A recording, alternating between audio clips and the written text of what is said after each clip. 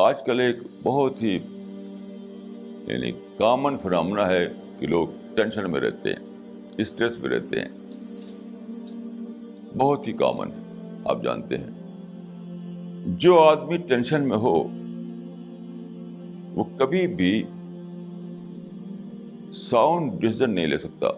اس لیے ضروری ہے کہ آپ لوگوں کو ٹینشن فری کریں, لوگوں کو ٹینشن فری کریں. میں نے غور کیا ہے کہ ٹینشن کیوں ہوتا ہے لوگوں کو.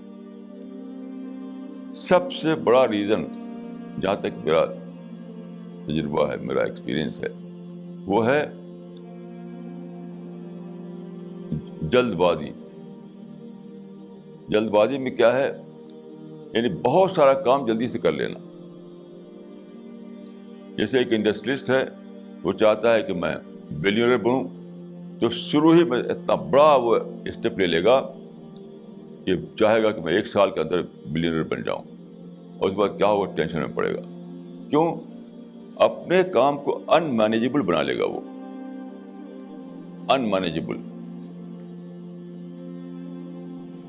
اگر آپ اسٹڈی پروگرس کو سمجھیں اور گریجول طریقے پہ آگے بڑھیں, اتنا ہی کام کریں جتنا کہ آپ کے لیے مینیجبل ہو, تو آپ ٹینشن میں نہیں رہیں گے. یاد رکھیے, ٹینشن رزلٹ ہے کام کو اتنا بڑھانے کا جو آپ کے لیے ان مینیجبل ہو جائے. اور ٹینشن فری ہونے کا راز یہ ہے کہ آپ مینیجبل لمٹ میں رہ کر کام کریں. یہ ہے زندگی کا فارمولہ. اس بات کو حدیث میں اس طرح کہا گیا ہے کہ الصبر من اللہ والعجلۃ من الشیطان. یعنی پیشنس جو ہے وہ خدا کی طرف سے ہے, اور جلدی یہ شیطان کی طرف سے ہوتا ہے. جب کوئی آدمی چاہتا ہے جلدی کرنا, جلدی سے آگے بڑھنا, جلدی سے سب کچھ کر ڈالنا, تو وہ شیطان اس کو ایکٹیویٹ کر رہا ہوتا ہے. یاد رکھیے,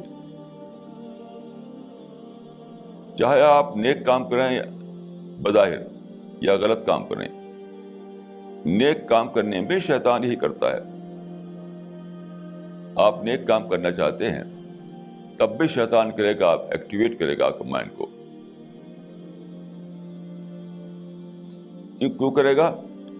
تاکہ آپ کا کام ان مینیجبل لمٹ پہ پہنچ جائے, آپ ٹینشن میں پڑ جائیں اور کچھ بھی نہیں کر سکیں.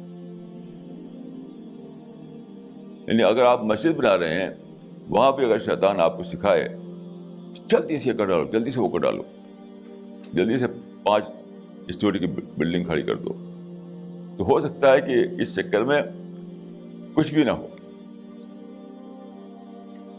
سوائے اس کے کہ آپ ٹینشن میں پڑ جائیں. تو الصبر من اللہ والعجلۃ من الشیطان کا مطلب یہ ہے کہ کام کو مینیجبل لمٹ میں رہ کر کرو, تاکہ تم ٹینشن سے بچے رہو. اپنے کام کو ان مینیجبل لمٹ تک نہ لے جاؤ, ورنہ تم ٹینشن میں پڑو گے, اور پھر کیا ہوگا, تم شیطان کا وکٹم بن جاؤ گے.